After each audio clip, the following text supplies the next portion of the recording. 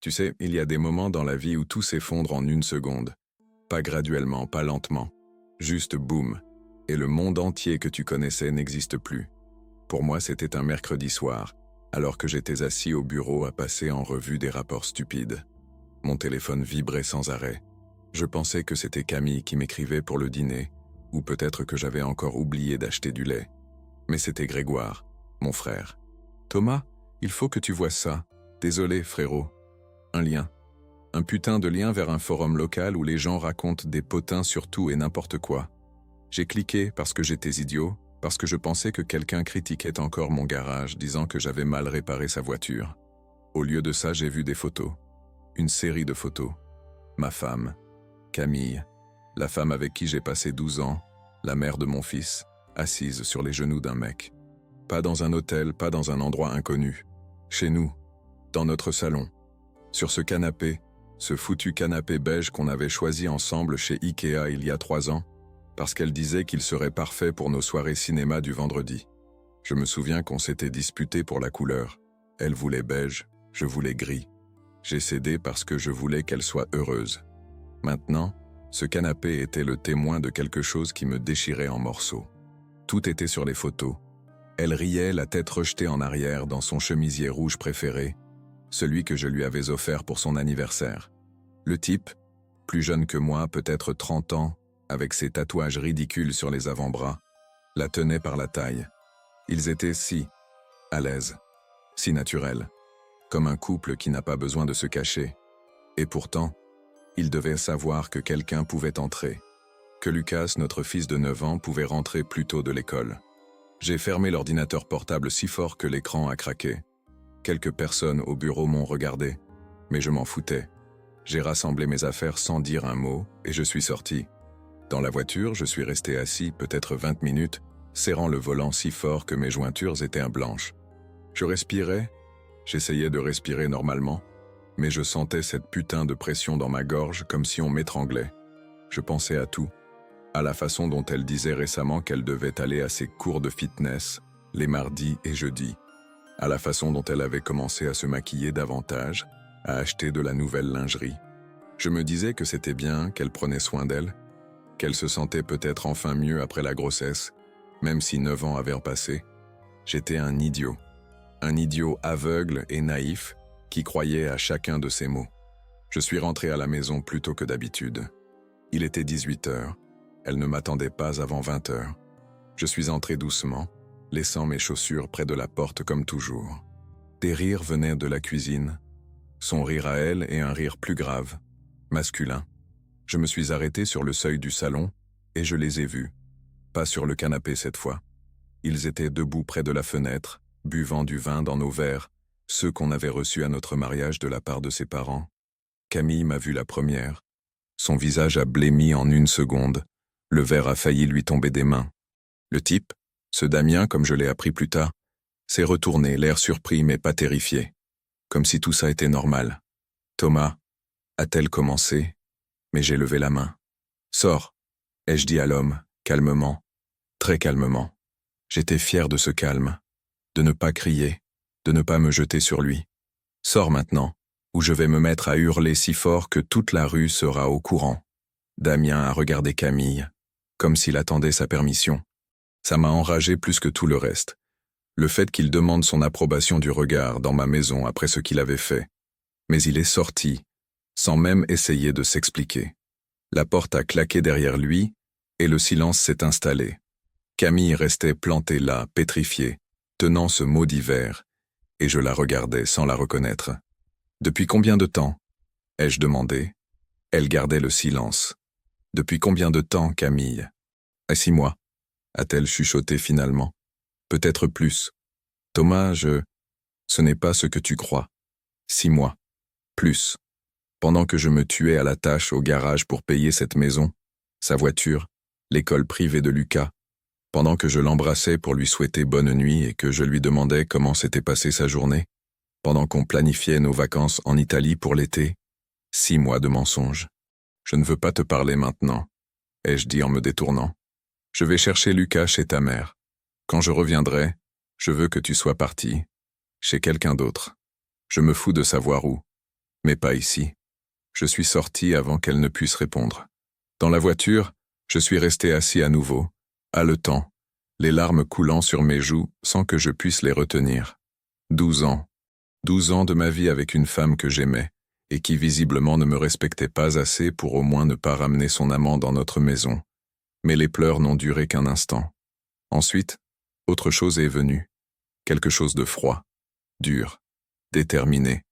Si elle pensait qu'on allait simplement se séparer, que j'allais encaisser et partir en silence, elle se trompait lourdement. 3 jours. C'est tout ce qu'il a fallu pour que mon monde se transforme en champ de bataille. Camille n'est pas partie ce premier soir. Elle est allée chez sa sœur Justine, et je suis resté avec Lucas. Je ne lui ai rien dit. Comment aurais-je pu? Comment expliquer à un enfant de 9 ans que maman quoi? Qu'elle a trahi papa?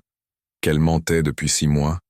J'ai juste dit que maman devait régler des affaires de famille pendant quelques jours, et que tout irait bien. J'ai menti, tout comme elle m'avait menti. Elle appelait sans arrêt. Des SMS, des messages vocaux, tout.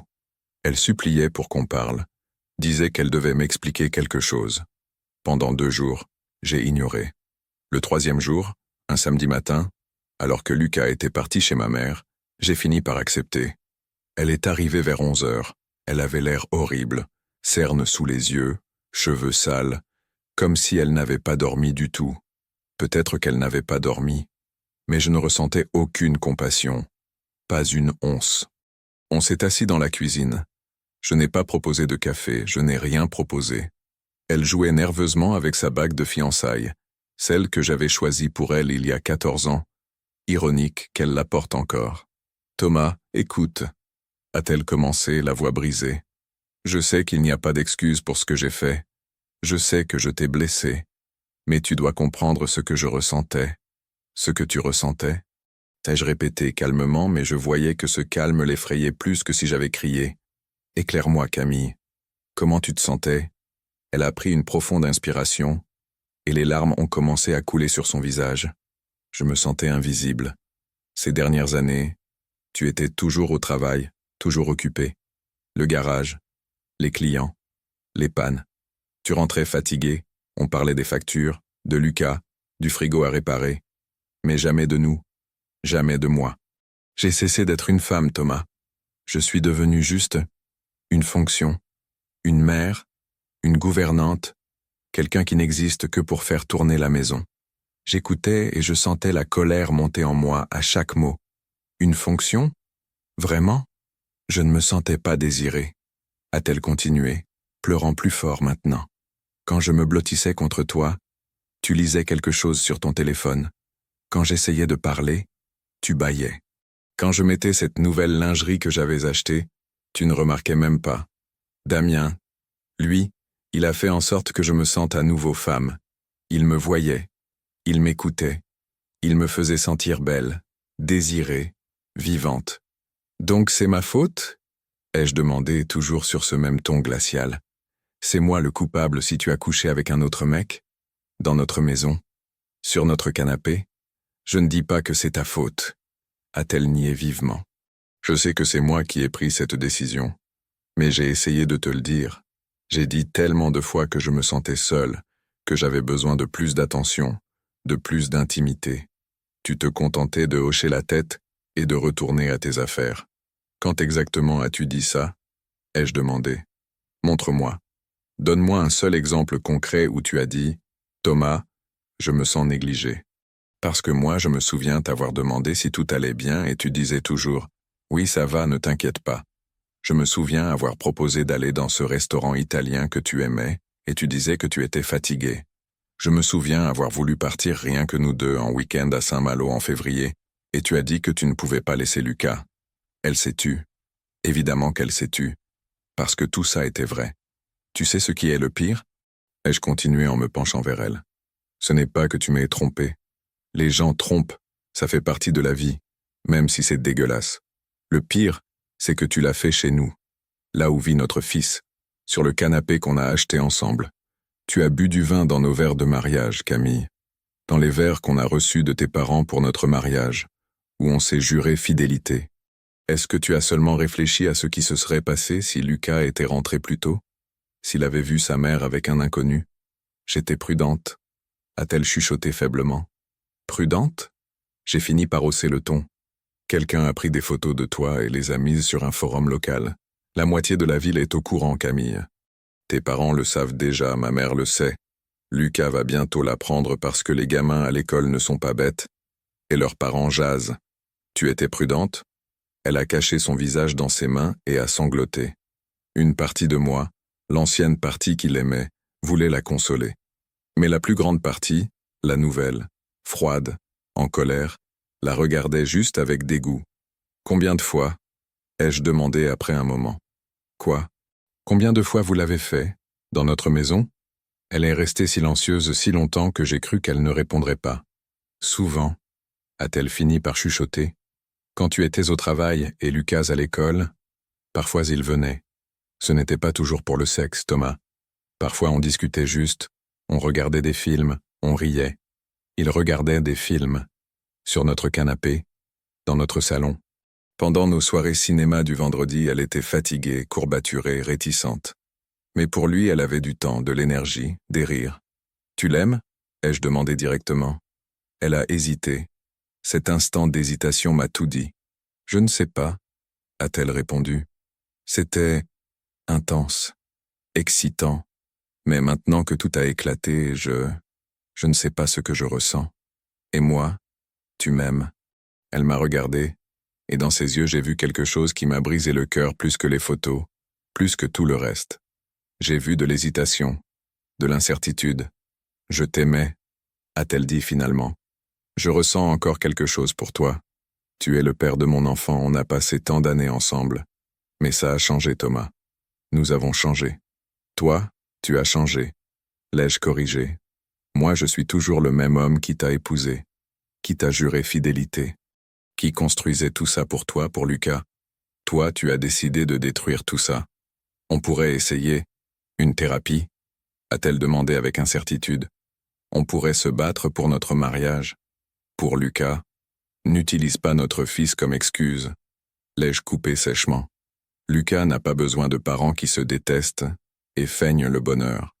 Il a besoin de vérité et de stabilité.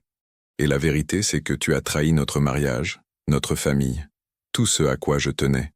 Je me suis levé, signalant la fin de la conversation. Tu peux rester ici jusqu'à la fin du mois pour trouver un appartement. Dors dans la chambre d'amis. Après, je veux le divorce. La garde exclusive de Lucas. Tu ne me feras pas de chantage, tu n'essaieras pas de me prendre la maison ni le garage. Si tu essaies, chaque forum de cette ville connaîtra les détails de ta trahison. C'est clair? Elle me fixait avec terreur. Thomas, s'il te plaît? C'est clair? Ai-je répété. Elle a hoché la tête, s'effondrant. Je suis sorti de la cuisine, la laissant seule là-bas, et quelque chose en moi s'est brisé définitivement. Je n'étais plus le mari qui voulait sauver son mariage. J'étais quelqu'un d'autre, quelqu'un qui savait exactement ce qu'il devait faire. Les gens pensent que la vengeance est quelque chose d'impulsif, que tu entres dans une rage folle et que tu fais quelque chose de stupide, quelque chose que tu regretteras plus tard. Mais la vraie vengeance, c'est un art. Ça demande un plan, un calcul froid, de la patience. Et j'en avais à revendre. Pendant une semaine, j'ai fait semblant. J'étais poli, froid, mais pas méchant. Camille vivait dans la chambre d'amis, moi dans notre, non, dans ma chambre. Devant Lucas, on se comportait normalement, comme si de rien n'était. Mais la nuit, quand la maison devenait silencieuse, je m'asseyais devant l'ordinateur et je planifiais. Chaque détail, chaque mouvement. La première chose a été de rassembler des preuves. Ces photos du forum n'étaient qu'un début, mais j'avais besoin de plus. J'ai installé un logiciel de récupération de données sur notre ordinateur familial, celui que Camille utilisait. C'était légal, c'était notre matériel commun, et j'ai trouvé un trésor. Des centaines de messages entre elle et Damien. Ça commençait innocemment, des commentaires sur Facebook, puis des messages privés. Merci pour hier, c'était super. Je n'arrive pas à arrêter de penser à toi. Mon mari a encore oublié notre anniversaire, mais toi tu t'en es souvenu. Ce dernier message a été comme un coup de poignard. Notre anniversaire, le 17 avril. Je n'avais pas oublié, Je lui avais acheté des fleurs et réservé une table dans ce restaurant italien. Mais elle avait annulé, disant qu'elle avait une migraine. Maintenant je sais où elle était, avec lui. J'ai tout enregistré, chaque message, chaque photo qu'il s'était envoyée. Certaines étaient explicites. Ma femme, la femme que je pensais connaître, lui envoyait des photos en lingerie, qu'elle achetait apparemment spécialement pour lui. Elle a même bu une bouteille de vin, que j'avais reçue d'un client en cadeau, avec lui. Elle l'a ouverte quand j'étais à Paris pour une formation. Elle ne m'avait pas dit un mot. Mais les preuves n'étaient qu'un outil. J'avais besoin d'une stratégie. Damien. J'ai commencé par lui. Je l'ai googlé. Il s'est avéré qu'il travaillait dans une boîte de marketing locale, petite mais ambitieuse. Il gérait leurs profils sur les réseaux sociaux, faisait des campagnes pour les commerces locaux. Il avait une copine, Nathalie, une jolie blonde qui postait sur Instagram des photos de leur voyage, de leur dîner romantique. Apparemment, elle ne savait rien pour Camille. Intéressant. J'ai créé un faux compte Facebook. Une jeune femme, une photo attrayante prise dans une banque d'images, quelques posts sur des chats et des séries. Rien de suspect. J'ai ajouté Nathalie en amie. Elle a accepté au bout de 2 jours. J'ai commencé subtilement, des likes sur ses photos, un commentaire gentil sur sa robe. Je construisais la confiance. Entre-temps, je me suis concentré sur les finances. Camille ne le savait pas, mais tous nos comptes communs, la maison, les voitures, tout était à mon nom. Elle ne travaillait plus depuis 7 ans, depuis la naissance de Lucas. Elle s'occupait de la maison, c'est ce qu'on avait convenu. Moi je gagnais l'argent, elle faisait le foyer. Maintenant ce foyer était une illusion, mais l'argent était réel, et il était à moi. Je suis allé voir un avocat, pas ici en ville, car tout le monde l'aurait su. À Lyon, chez une vieille connaissance de régiment de Philippe. Je lui ai tout dit, montré les preuves. Philippe a sifflé doucement en regardant l'écran. « Tu la tiens, Thomas » a-t-il dit. « Avec de telles preuves, tu auras tout. La garde de l'enfant, la maison, les économies. Elle aura le minimum de pension alimentaire, si elle en a. Ce n'est pas une question d'argent, ai-je dit. Même si je ne lui donnerai pas un centime de plus que nécessaire. C'est autre chose. Je veux qu'elle comprenne ce qu'elle a perdu, que tout le monde comprenne ce qu'elle a fait. » Philippe m'a regardé longuement. Vengeance? Justice, ai-je corrigé. Il y a une différence. De retour à la maison, j'ai entamé la phase suivante. Camille essayait toujours de me parler, de réparer ce qu'elle avait détruit. J'ignorais. Mais une fois, alors que j'étais au garage, j'ai reçu un message d'elle. « Est-ce que tu pourrais me prêter un peu d'argent? Je dois acheter de nouvelles chaussures pour Lucas, et je n'ai pas de liquide. » Prêter, comme si j'étais une banque, et pas son mari qui payait tout depuis 12 ans. Mais ça m'a donné une idée. Je lui ai viré 50 €, une petite somme. Et j'ai commencé à noter chaque euro qu'elle dépensait, chaque facture, chaque course pour le divorce, pour le tribunal. Au bout de 2 semaines, j'étais prêt pour le premier mouvement. Mon faux compte Facebook était déjà ami avec Nathalie. Il était temps de lui montrer la vérité sur son mec. J'ai écrit un message court, avec un ton inquiet. « Salut Nathalie. Désolé de t'écrire, mais je sens que tu devrais savoir. J'ai vu ton copain, Damien, plusieurs fois ces derniers mois avec une autre femme. Ils avaient un l'air très proche. Ce n'est peut-être rien, mais en tant que femme, je me sentirais horrible d'apprendre que quelqu'un savait et ne m'a rien dit. J'ai même des photos si tu veux voir. Je suis désolé. J'ai envoyé les photos, celles du forum, celles avec Camille sur les genoux de Damien, et j'ai attendu. La réponse est arrivée 1 heure après. Nathalie était sous le choc, en colère, désespérée. Elle m'écrivait de longs messages. Elle pleurait pratiquement à travers le texte. Elle a dit qu'elle allait le voir tout de suite, qu'elle le quittait, qu'elle ne pouvait pas y croire. J'ai joué l'amie compatissante, j'ai juste ajouté que cette femme sur les photos est la femme d'un mécanicien de la ville, il paraît qu'elle a un enfant. Ça a suffi. Nathalie est allée voir Damien. Je ne sais pas exactement ce qui s'est passé, mais le soir même, Damien a écrit à Camille. J'ai vu ce message parce que j'avais toujours accès à sa boîte mail, qu'elle avait été assez bête pour laisser connecter sur notre ordinateur commun. Nathalie sait. Tout s'est effondré, on doit arrêter. Désolé Camille. Camille a essayé de lui répondre, a supplié pour une discussion. Mais il l'a bloqué, juste comme ça. Il l'a utilisé, a ruiné son mariage, et quand l'affaire a éclaté, il l'a jeté comme une ordure.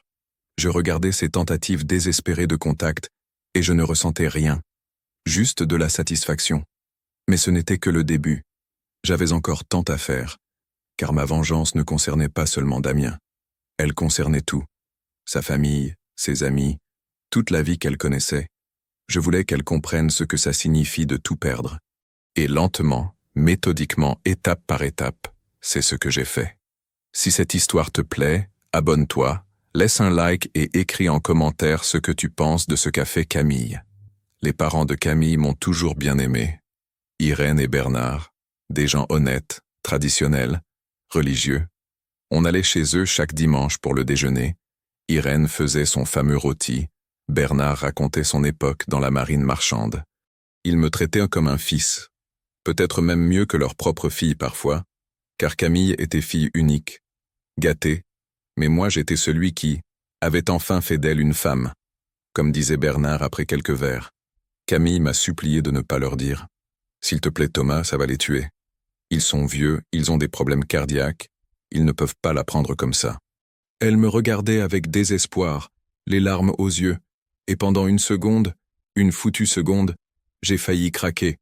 J'ai failli ressentir de la pitié. Mais ensuite, je me suis souvenu des photos. Je me suis souvenu de ces verres de mariage. Et j'ai dit, tu aurais dû y penser avant. Je ne leur ai pas dit tout de suite. Ça aurait été trop facile, trop rapide. À la place, j'ai commencé à préparer le terrain. Le dimanche suivant, je suis allé chez eux seul avec Lucas. Camille est restée à la maison. J'ai dit à ses parents qu'elle était malade, la grippe. Irène a tout de suite voulu aller la voir avec du bouillon, mais je l'ai arrêtée. Elle dort, elle ne veut voir personne. Tu sais comment elle est quand elle se sent mal. J'étais assis avec eux à table. Lucas jouait dans le jardin avec leur chien et j'ai commencé délicatement. Irène, Bernard, je peux vous demander quelque chose? Ça va peut-être paraître bizarre, mais... Est-ce que Camille vous a déjà dit qu'elle était malheureuse dans notre mariage? Ils m'ont regardé tous les deux avec surprise. Irène a posé sa main sur la mienne. Thomas, qu'est-ce qui se passe? Il est arrivé quelque chose? Non, non, ai-je nié, feignant l'embarras. C'est juste que, ces derniers temps, elle est tellement bizarre. Elle prend ses distances, elle est froide. Je pensais qu'elle vous avait peut-être dit quelque chose, que vous aviez peut-être une idée de ce qui lui arrive. Bernard a froncé les sourcils. Camille a toujours été un peu capricieuse, depuis l'enfance. Mais toi, tu es un bon mari, Thomas. Tu travailles dur, tu prends soin de la famille. Si elle a des problèmes, ce n'est pas à cause de toi. Peut-être qu'elle devrait aller voir un psychologue, a suggéré Irène. Ou le père André. Il est très sage pour ce genre de choses. J'ai laissé ça comme ça, suspendu en l'air. J'ai planté la graine du doute, et j'ai attendu qu'elle germe. La semaine suivante, Irène a appelé Camille constamment. Elle demandait si tout allait bien, si quelque chose la tracassait. Camille s'énervait, me disait qu'elle ne comprenait pas ce que j'avais raconté à sa mère. Je n'ai rien dit, répondais-je calmement. J'ai juste demandé si tu savais quelque chose qui pourrait expliquer ton comportement. Rien de plus. Mais Irène ne lâchait pas l'affaire. Finalement, 2 semaines plus tard, elle est venue à l'improviste. Camille était dans la salle de bain, et j'ai ouvert la porte. Irène avait l'air inquiète, nerveuse. « Thomas, je dois te parler franchement », a-t-elle dit en entrant. « Quelque chose ne va pas avec Camille. Je le sens. Les mères sentent ça. Et je m'inquiète pour vous, pour le mariage. Est-ce qu'il y a quelqu'un d'autre ?» C'était le moment. Je pouvais mentir, je pouvais retarder. Mais pourquoi? Je l'ai regardé droit dans les yeux et j'ai dit « Demande à ta fille. » Le visage d'Irène a blêmi. « Qu'est-ce que tu veux dire? Demande à Camille. » Ai-je répété. Si tu veux connaître la vérité, demande-lui ce qu'elle a fait ces 6 derniers mois quand elle te disait qu'elle était au fitness. Camille est sortie de la salle de bain à ce moment-là et nous a vus. Son visage s'est immédiatement figé. « Maman, qu'est-ce que tu fais là ?» Irène a regardé sa fille, et dans ses yeux j'ai vu quelque chose qui m'a déchiré le cœur. Pas le mien, mais le sien. J'ai vu une mère commencer à comprendre que son enfant a fait quelque chose de terrible. « Camille, » a dit Irène lentement, d'une voix tremblante. « Qu'est-ce que Thomas veut dire ?» Camille m'a regardé avec terreur, puis sa mère. Elle a essayé de mentir, je l'ai vu dans ses yeux, mais les mots ne sortaient pas, et le silence disait tout. « Oh mon Dieu !» a chuchoté Irène en reculant. Oh mon Dieu, Camille, qu'est-ce que tu as fait? Maman, Tu as été avec quelqu'un d'autre? A demandé Irène, la voix brisée. Tu as trompé ton mari? Le père de ton enfant? Camille a éclaté en sanglots, mais cette fois ce n'étaient pas des larmes de manipulation. C'était un vrai désespoir. Maman, s'il te plaît, écoute-moi. Mais Irène s'est détournée. Elle me regardait maintenant, les larmes coulant sur son visage. Thomas, je ne savais pas. Je n'en avais aucune idée. Si j'avais su, je sais, ai-je dit doucement. Je sais, Irène.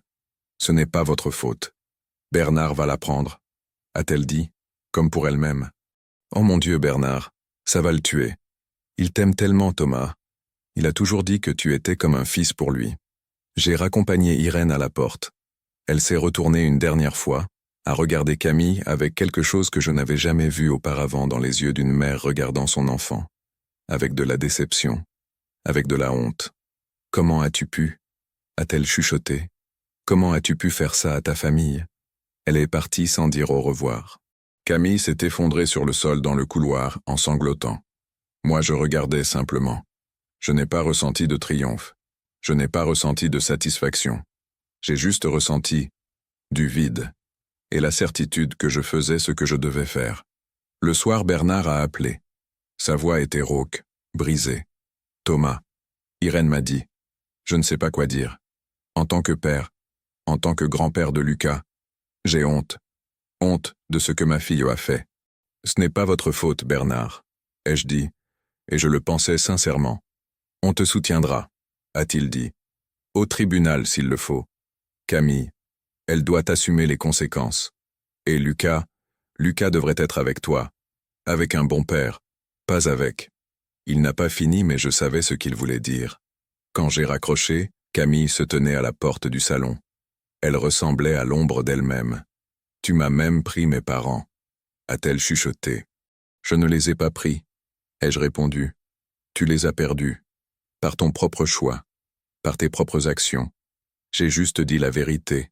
Tu as planifié tout ça, a-t-elle dit, sa voix durcissant soudainement. Depuis le tout début. Dire ces choses à ma mère, faire en sorte qu'elle s'inquiète. Tout ça faisait partie de ton plan. Oui, ai-je admis sans hésitation. Chaque étape, chaque mouvement.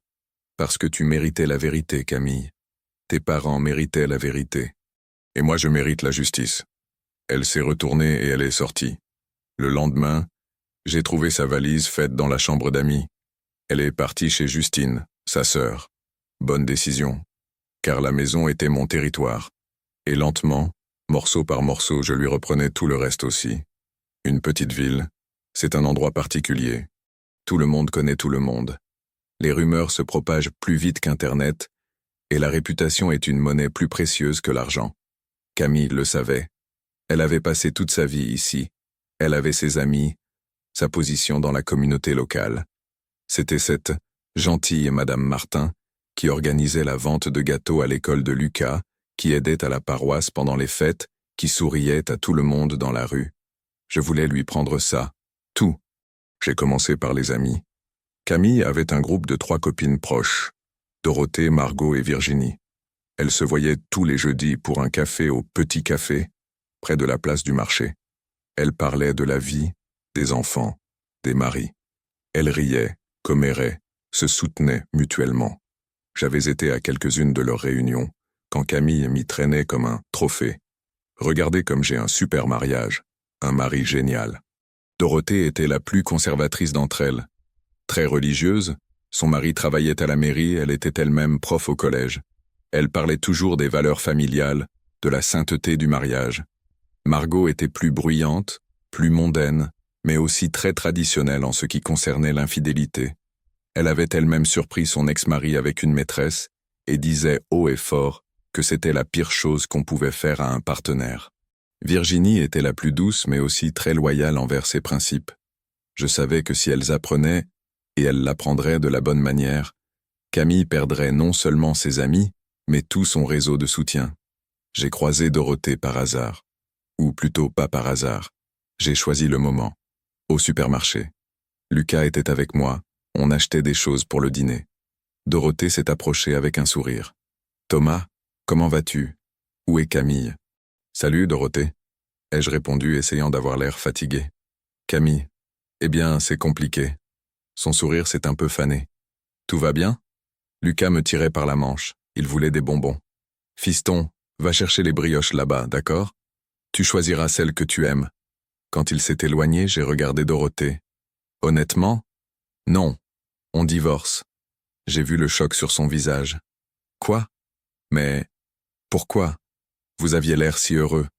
Je pensais qu'on l'était, ai-je dit doucement. Mais Camille a trouvé quelqu'un d'autre. Ça durait depuis un moment. Je l'ai appris par hasard. Dorothée a blêmi. Elle t'a trompé? J'ai hoché la tête. Je pensais que peut-être ses amis savaient, qu'elle vous en avait peut-être parlé. Non, a-t-elle nié vivement. Elle n'a jamais rien dit de tel. Au contraire, elle disait toujours à quel point elle était heureuse avec toi. Quel mari merveilleux tu es. Fort c'est bien. J'ai haussé les épaules amèrement. Apparemment, c'était une façade. Je voyais son cerveau travailler, traiter les informations. Thomas, je ne sais pas quoi dire. C'est terrible. Je suis tellement désolé. Merci, ai-je dit. Je te demande juste, ne lui dis pas qu'on a parlé. Je ne veux pas plus de drame. Pour Lucas, tu sais? Bien sûr, a-t-elle dit. Mais je savais déjà que d'ici la fin de la journée, toutes ses amies seraient au courant. Et j'avais raison. Le lendemain, Camille m'a appelée, furieuse. Qu'est-ce que tu leur as dit? Dorothée, Margot, Virginie, elles ont toutes arrêté de répondre. Qu'est-ce que tu leur as raconté, putain? La vérité, ai-je répondu calmement. J'ai croisé Dorothée. Elle a demandé de nos nouvelles. J'ai dit la vérité. Ce n'est pas ma faute si tes amis ont des principes. Espèce de manipulateur. Fais attention à ce que tu dis. L'ai-je interrompu. Chaque mot peut être utilisé au tribunal. Et j'enregistre cette conversation. Elle a raccroché. Mais je savais que ça la brisait. Ces femmes étaient son pilier, son monde en dehors de moi et de Lucas. Maintenant, il n'y avait plus que des appels dans le vide et des regards froids. La communauté scolaire était la suivante. Lucas allait dans une bonne école primaire. J'étais au conseil des parents d'élèves, actif, serviable, celui qui réparait des trucs gratuitement, sponsorisait les sorties. Les gens m'aimaient bien. Camille aussi était appréciée, mais plus superficiellement. Moi j'étais celui qui apportait une valeur concrète. À la réunion suivante des parents d'élèves, quand la directrice Sophie Bertrand demandait s'il y avait des questions diverses, j'ai levé la main. Madame la directrice, j'ai une requête personnelle. Nous divorçons avec ma femme. La situation est difficile. Je voudrais demander que toute communication concernant Lucas passe par moi. J'aurai la garde exclusive. Mais pour l'instant, pendant la procédure, je veux simplement protéger mon fils. La salle s'est tue. Tout le monde m'a regardé avec compassion. La directrice a hoché la tête. Bien sûr, Thomas. Je suis désolé d'entendre ça. Si tu as besoin de soutien, nous sommes là pour toi et pour Lucas. Merci, ai-je dit, et il y avait là une vraie gratitude, car je savais que maintenant, quand quelqu'un verrait Camille dans le couloir de l'école, il la regarderait différemment. Pas comme Madame Martin, mais comme la femme qui divorce d'un homme bien. Le garage aussi était un champ de bataille. J'avais beaucoup de clients, des habitués qui venaient chez moi depuis des années. Ils me connaissaient, me faisaient confiance, et beaucoup d'entre eux demandaient comment ça allait à la maison, la petite famille. Je ne mentais pas. Je disais les choses directement. On divorce. Ma femme a trouvé quelqu'un d'autre. Mais j'essaie de garder la tête haute pour le petit. Les réactions étaient toujours similaires. Choc, compassion, colère en mon nom. Comment elle a pu? Tu es un mec si bien, Thomas. Où sont les valeurs? Où est le respect? Ton fils a de la chance d'avoir un père comme ça. Chaque conversation était un clou de plus dans le cercueil de la réputation de Camille. Je n'avais pas besoin de la diffamer publiquement. Je n'avais pas besoin de coller des affiches. Il suffisait de la vérité dite aux bonnes personnes de la bonne manière. Un jour, je l'ai vue au centre-ville. Elle marchait seule, elle avait l'air perdue, détruite. Une dame âgée, Madame Christine, qui tenait un magasin de fleurs, l'a vue et s'est détournée ostensiblement. Camille l'a remarqué. J'ai vu comment elle s'est arrêtée, comment ses yeux sont devenus humides. Moi, j'étais de l'autre côté de la rue, j'observais. Et je ne ressentais pas de joie. Mais je ressentais autre chose. La justice. Elle voulait être vue. Elle voulait se sentir désirée. Elle voulait de l'attention. Maintenant, elle en avait. Juste pas celle qu'elle désirait. Mon téléphone a vibré. Un SMS de Philippe, mon avocat. On a une date d'audience. Dans 2 semaines. Prépare-toi. Tout se présente très bien pour toi. 2 semaines. 2 semaines avant la fin de cette farce que j'appelais autrefois mariage. 2 semaines pour finaliser ce que j'avais commencé. J'ai regardé encore une fois Camille de l'autre côté de la rue. Elle continuait de marcher, seule, ignorée par des gens qu'elle considérait autrefois comme des amis. Elle n'était que l'ombre d'elle-même. Et peut-être que j'aurais dû avoir pitié d'elle. Mais ce n'était pas le cas, car elle avait eu le choix. À tout moment, elle aurait pu s'arrêter. Elle aurait pu être honnête. Elle aurait pu respecter notre famille. Au lieu de ça, elle a choisi les mensonges, la trahison, l'égoïsme. Maintenant, elle vivait avec les conséquences. Et moi, je vivais avec la justice. La salle d'audience était plus petite que je ne l'imaginais. Froide avec ses néons vifs qui donnaient à tout le monde un air malade. Le juge, une femme dans la cinquantaine, au visage sévère, était déjà assise derrière son bureau, parcourant des documents. Moi, j'étais assis avec Philippe d'un côté, Camille avec une jeune avocate de l'autre. Camille avait l'air horrible. Elle avait maigri, elle avait des cernes, les cheveux attachés en un chignon négligé. Elle ressemblait à quelqu'un qui ne dort pas depuis des semaines. Moi, j'étais en costume. Propre, élégant. Je m'étais rasé le matin, j'avais repassé ma chemise. Philippe avait dit que la présentation était importante, que le juge prêtait attention à ce genre de choses. Et il avait raison. Affaire de divorce, Martin contre Martin, a annoncé le juge sans même nous regarder. Les parties sont-elles prêtes? Oui, madame le juge, a répondu Philippe. L'avocate de Camille a hoché la tête. Elle avait l'air nerveuse. Jeune, inexpérimentée. Camille n'avait pas d'argent pour un bon avocat. Moi j'avais Philippe qui était un tank. Le juge a commencé par les questions standards. Combien de temps a duré le mariage? Y a-t-il des enfants? Quelles sont les demandes des parties? Philippe a présenté notre affaire clairement et succinctement. Garde exclusive de Lucas pour moi, la maison pour moi, pension alimentaire minimale pour Camille. Sur quelle base demandez-vous la garde exclusive? A demandé le juge, me regardant enfin. Sur la base du fait que la défendresse a commis un adultère, qu'elle a mené au domicile de l'enfant mineur, exposant celui-ci à une potentielle découverte d'un comportement inapproprié, ce qui constitue une menace pour son bien-être psychologique, a dit Philippe comme s'il lisait un manuel. Nous avons une documentation photographique, des impressions de correspondance électronique, des témoignages. Le juge a regardé Camille. Reconnaissez-vous ces circonstances? Camille a regardé son avocate qui a hoché la tête. Oui, a-t-elle chuchoté. Mais ça ne veut pas dire que je suis une mauvaise mère. J'aime mon fils. Je ne l'ai jamais exposé à... Vous invitiez votre amant au domicile familial aux heures où l'enfant mineur pouvait être présent? A interrompu le juge. Il n'a jamais été présent, a répondu Camille d'une voix plus faible. Mais il aurait pu l'être, a noté le juge froidement. Je comprends que vous ne travaillez pas, que vous n'avez pas de source de revenus propres.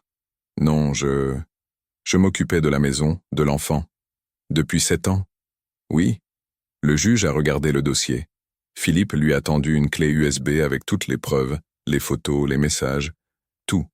Elle les a regardés pendant quelques minutes en silence. Je voyais son visage se durcir à chaque nouveau document. Je vois ici une correspondance électronique, a-t-elle dit finalement.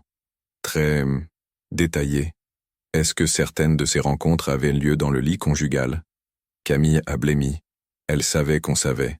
Dans l'un des messages, elle écrivait à Damien. « J'ai hâte qu'on soit encore dans la chambre, dans son lit, c'est tellement excitant. » Oui, a-t-elle chuchoté. Quelque chose s'est brisé en moi à ce moment-là. Je savais pour la trahison. Je savais tout.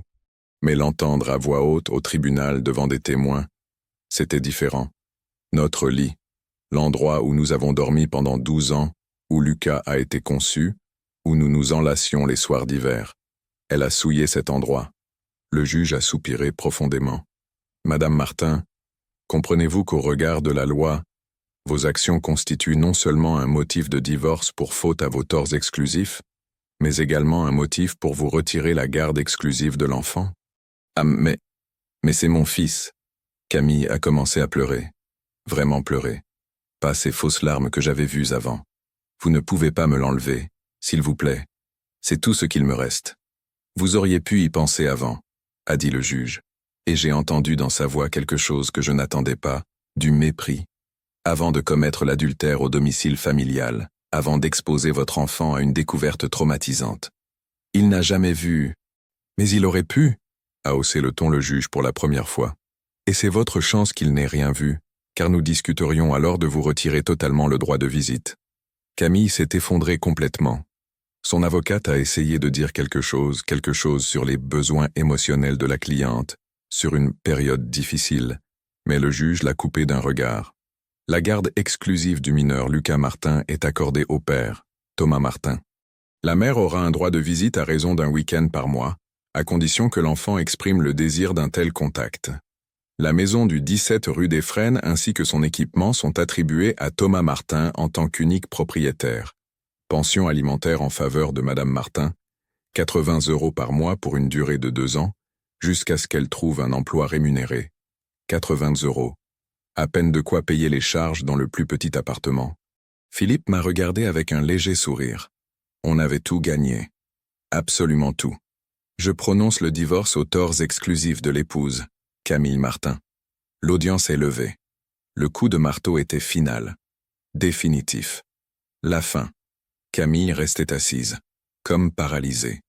Son avocate lui chuchotait quelque chose, mais elle n'écoutait pas. Elle ne regardait que moi. Et dans ses yeux, il y avait quelque chose que je n'avais jamais vu auparavant. Pas de la colère, pas du désespoir. La défaite. Une défaite totale, complète. Je suis sorti de la salle d'audience avec Philippe. Dans le couloir, je me suis arrêté, m'appuyant contre le mur. Je me sentais bizarre, vide. J'avais gagné. J'avais eu tout ce que je voulais. La maison, Lucas, la paix. Et Camille, elle se retrouvait avec rien. Tu te sens bien ? A demandé Philippe, posant la main sur mon épaule. Je ne sais pas, ai-je répondu honnêtement. Je pensais que je ressentirais de la satisfaction, du triomphe, mais je ne ressens que du vide. C'est normal, a dit Philippe. Tu as clos un chapitre de ta vie. C'est toujours lourd, même quand c'est la bonne décision. J'ai hoché la tête. Peut-être qu'il avait raison. Peut-être que ce vide faisait simplement partie du processus, partie de la guérison. Derrière moi, les portes de la salle se sont ouvertes. Camille est sortie, seule. Son avocate avait déjà disparu quelque part. Elle m'a regardé, s'est arrêtée. Pendant un instant, j'ai cru qu'elle allait dire quelque chose, qu'elle allait supplier, maudire, n'importe quoi. Mais elle a juste dit doucement, « J'espère que ça en valait la peine. » Et elle est partie. Ses pas résonnaient en écho dans le couloir vide. Je regardais comme elle s'éloignait, comme elle disparaissait au coin, et j'ai pensé à sa question. Est-ce que ça en valait la peine ? J'ai détruit sa vie. Je lui ai tout pris, sa famille, ses amis, son fils, sa maison, sa réputation. J'ai été méthodique, impitoyable, parfait dans ma vengeance. J'ai obtenu exactement ce que je voulais. Et oui, putain, ça en valait la peine. Chaque seconde, chaque plan, chaque mouvement. Parce qu'elle a choisi. Elle avait le choix chaque jour pendant 6 mois. Et à chaque fois, elle choisissait le mensonge plutôt que la vérité, la trahison plutôt que la loyauté, l'égoïsme plutôt que la famille. Je lui ai juste donné les conséquences. La justice. Philippe m'a tapé dans le dos. « Viens, je t'offre une bière, tu l'as méritée. » J'ai hoché la tête et nous nous sommes dirigés vers la sortie. De l'autre côté des fenêtres, le soleil brillait. C'était une belle journée. Et le premier jour du reste de ma vie. Une vie sans elle. Ferris, si tu regardes cette histoire, abonne-toi à la chaîne, laisse un like et écris dans les commentaires ce que tu penses des décisions de Thomas.